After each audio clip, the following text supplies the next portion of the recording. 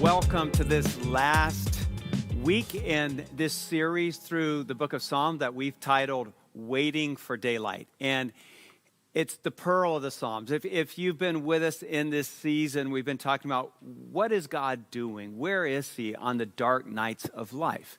I think he's doing something in us and through us and teaching us all kinds of things. So we've been looking at David's words. We come to the last line in the Psalm, and it reads like this: I will dwell in the house of the Lord forever. I will dwell in the house of the Lord all the days of my life. Some of your Bibles read. This is a theme that David comes back to a number of times in his poetry, in his Psalms. In Psalm 84, he says, blessed are those who dwell in the house of the Lord. Psalm 121, he says, 122, he says, I rejoice when they said to me, come with us to the house of God to worship. I love this in Psalm 84:10, the Message Bible reads like this: one day spent in your house, this beautiful place of worship, beats 1,000 spent on Greek island beaches. How do you like that? So when David says, I will dwell in the house of the Lord all the days of my life, there's really a double meaning, two meanings in that.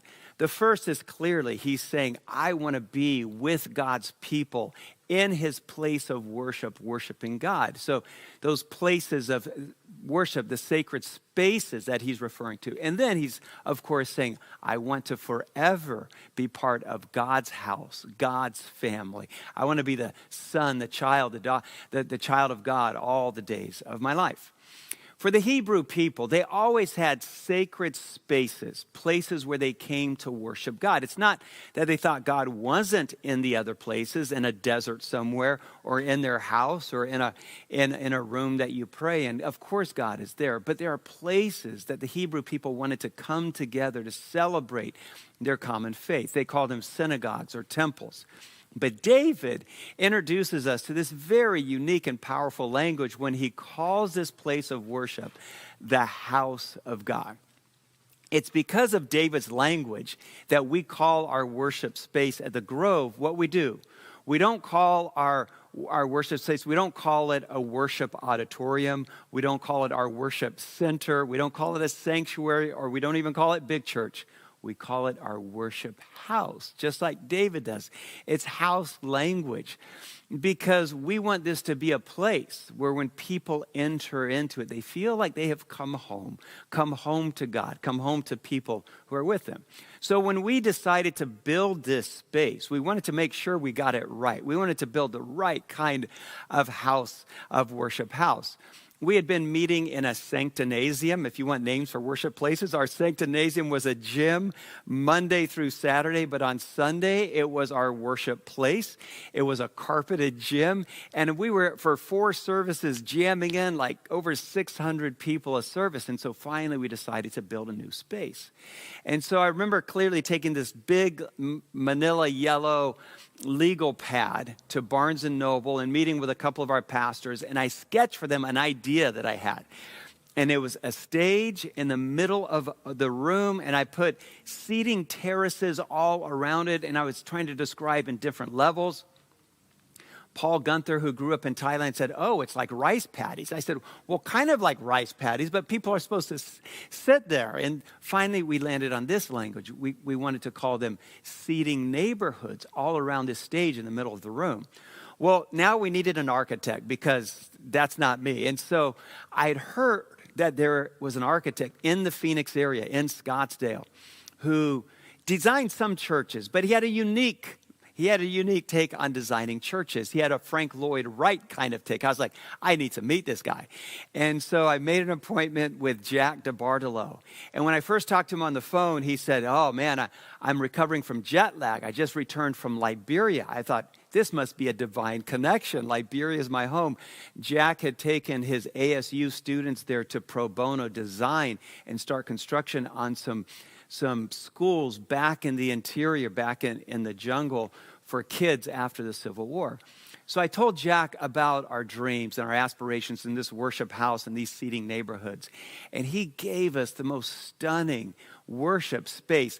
If you haven't been here yet, then when this virus is over, you have to come over because it's something like you've never seen. But I described to Jack how we didn't want a room to follow the trajectory that so many church constructions have taken. First of all, I said, Jack, we don't want beige Arizona stucco. There's too much of that everywhere. And I felt like churches were beginning to look banal, and they were dark on the inside, going deep with rows of chairs, no natural light at all. So I said, Jack, we need some natural light. We got to get away from the whole stucco look. What can you do? And the truth is, we wanted a space that would speak to people when you walked in. And I described it like this. We want something that's like a giant New Testament living room. When people walk in, we want them to feel like they've just come home. But it needs to seat like 1,800 to 2,000 people. And he said, we can do that. And he got the idea of the fact that spaces, buildings, have a story to tell. If you think about it, all great architecture has a story to tell. The pyramids of Giza tell a story. The Sydney House of Australia has a story to tell. The Louvre in Paris, Frank Lloyd Wright's Falling Water tells a story. You see, and so we wanted this space. Even the hard, raw construction materials would have something to say. So I'm going to tell you just a little bit about the story that our worship house is saying to people when they come into this space to worship. First of all, we have large windows on all four sides of the room. And they're floor to ceiling, like 10, 12 feet high. And I tell people this. I say, the windows are the reminder to all of us that our calling is out there, like Jesus said, north, east, west, south. Go to the ends of the earth with my name. Our calling is to go out there. And then out our windows, as you can see, even during this time that we're talking together, we have trees out here, pistachio trees. God is growing something out there, and he's growing something in here in our people. And you can see the blue Arizona skies that remind us of our futures out there. And then on our walls, we have reclaimed wood everywhere. And the reclaimed wood, I think, says something important. When Live Love, our ministry that comes out of the Grove, acquired their first house in downtown Chandler for their ministry center and for interns. As they were refurbishing it, some of the neighbors in the neighborhood came around and said, do you guys know that you bought a drug house? This used to be a drug house. And then the neighbor said this, it used to be a drug house. Now it's a Jesus house. And so I picture the reclaimed wood on our walls, having that kind of story.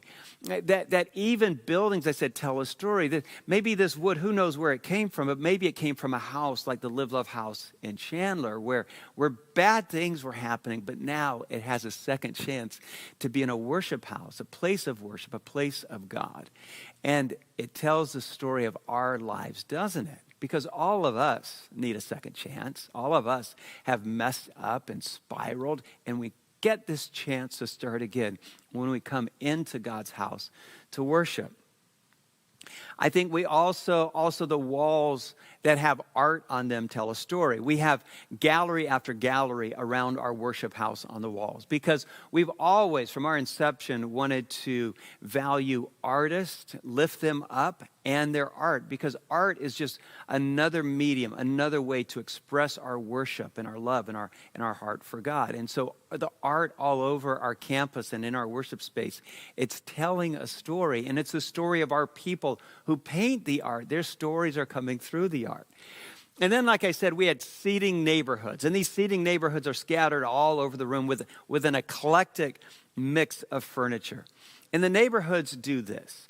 They remind us that at the core of our spirituality is that it's very relational, that we do this following God best when we do it with others, that the people around us lift us up, pull us up out of our dark places. It's always easier to follow God when you're following him with friends. And so we have seating, we call them more seating hoods than neighborhoods, all over this place where people come together and they sit with their friends and family, or they make new friends and family, and they sit together as one. Sometimes when people see our mix of furniture in the place, we have everything from high-top bistro tables to soft, comfortable couches to metal chairs to even pews. And I've had a few people say, well, how come you don't have like reclining theater seats? Because they say they've been in some churches that have reclining theater seats with a cup holder. And I'm like, well, I'm sure it works. But I think, you see, you have to remember that even chairs tell a story. A reclining theater seat says, get comfortable, get some popcorn and a big Coca-Cola, like a supersized one for that cup holder, because you're about to watch a show on a stage. And we wanted to flip the script on that. We want to say, no, you're not a spectator when you come into our worship house. You're a participant. This is about you and you meeting God and you worshiping God. This isn't about what's happening on the stage. It's about what all of us corporately are doing as we come together to worship and sing praise and learn together. It's about you. So that's why the seating is like that. And so, for me, one of the most powerful parts of this room is that very thing, that you get to see faces when you worship in our worship house, because we've built the space in the round. I had read a book and then had my staff read a book on technology and worship and how it influences our worship. And I had read that the natural distance of sight and sound was 65 feet.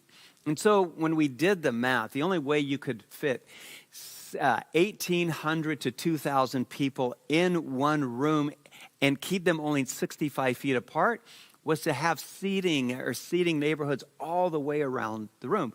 So we built our worship house, you could call it 360, in the round. It's not really in the round, it's in the square. There's seating on all sides.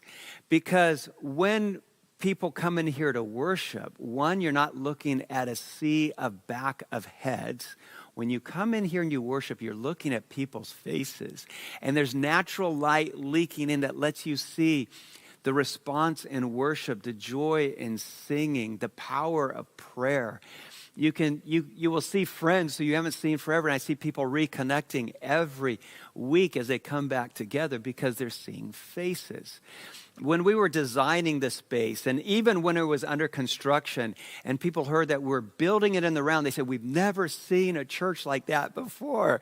There's always, the stage has to be up front. And so I had people ask me, well, Palmer, is it going to work? What's your plan B if this whole thing doesn't work?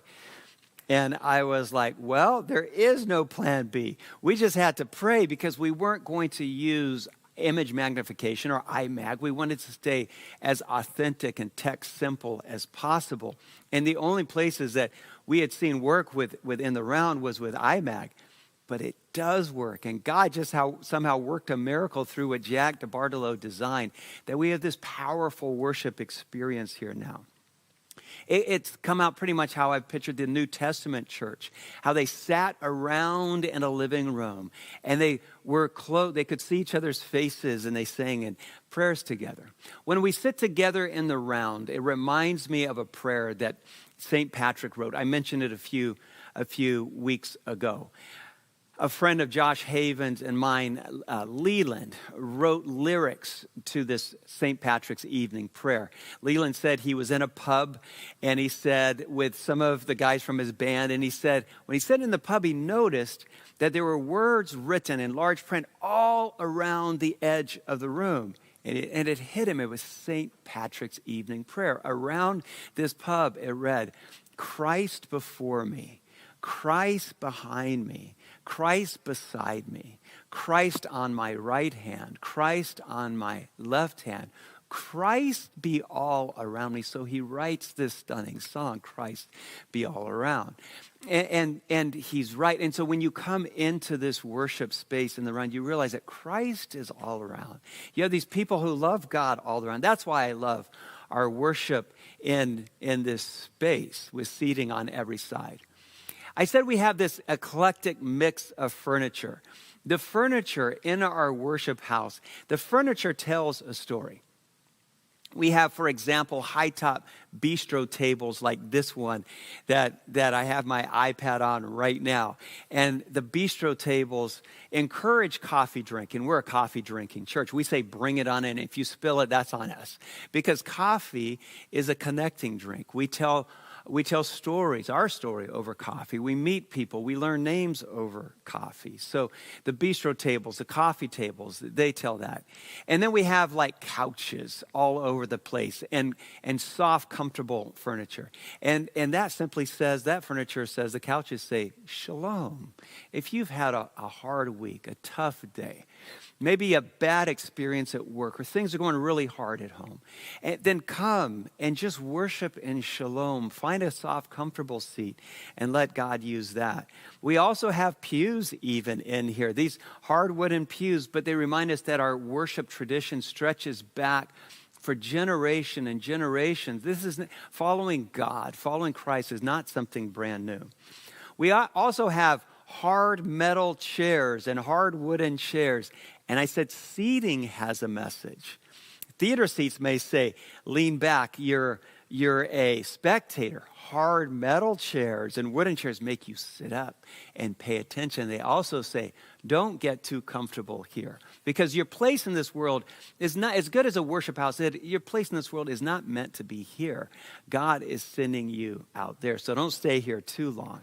And then, of course, my favorite furniture in our worship house, and I said this earlier, is our big family dining room tables that seat 16, 18 people.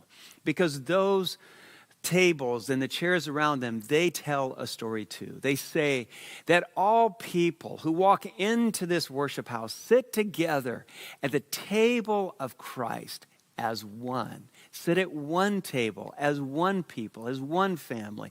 It doesn't matter what your background is. It doesn't matter how messed up things have been in the past. Come sit at the Christ table with all of us together. It doesn't matter what nationality you are, what ethnicity, what race, what immigration status you have. None of that matters when you walk into this worship house of God. We sit together as one. And so today, as we talk about this worship house, I just want to remind you of David's language that he and Jacob and so many of the Old Testament patriarchs used to talk about worshiping in God's presence. David in Psalm 23:6, he says, I will dwell in the house of the Lord forever. And then he says it like this in Psalm 27, one thing I ask of the Lord, this is what I seek, that I may dwell in the house of the Lord all the days of my life, to gaze upon the beauty of the Lord and to seek him in his temple. Even Jesus talked about the place of worship like that. He said, my house shall be a house of prayer. That's Matthew chapter 21. The Hebrew people used often the analogy that if someone was far from home, far from their house, they were far from God. That's how they used it. We want you to know it doesn't matter how far you've been. Come back to this worship house as a picture of you coming back to God. That invitation stands for everyone in our country, in our culture. We have so many homes that are broken, houses that are broken. We have so many fathers or mothers who have walked away from home, and it's heartbreaking to even think about that. We have people who are homeless. They don't have a home. We have so many who live home alone, and that also is one of the toughest states in life. But we, as a church, want to say, come home, worship here. At Christmas time, this last Christmas, we built this big wall with a message that we wanted to have on Christmas Eve. And this wall with a message, it read, welcome home. And that was our Christmas Eve theme. Well, the idea was to take it down after Christmas, but then a pandemic struck and we kind of forgot about the wall and it's still up. But now we've decided, no, we need to leave it because one day soon, very soon, just in a matter of days and weeks, we all will be back in this place. And we want you to know that you are home now. No matter where you've been or how hard this has been, you are home now. And when you walk into this place, this message is going to greet you right here. And it says, welcome home, welcome home. This place of worship, this worship house is for you.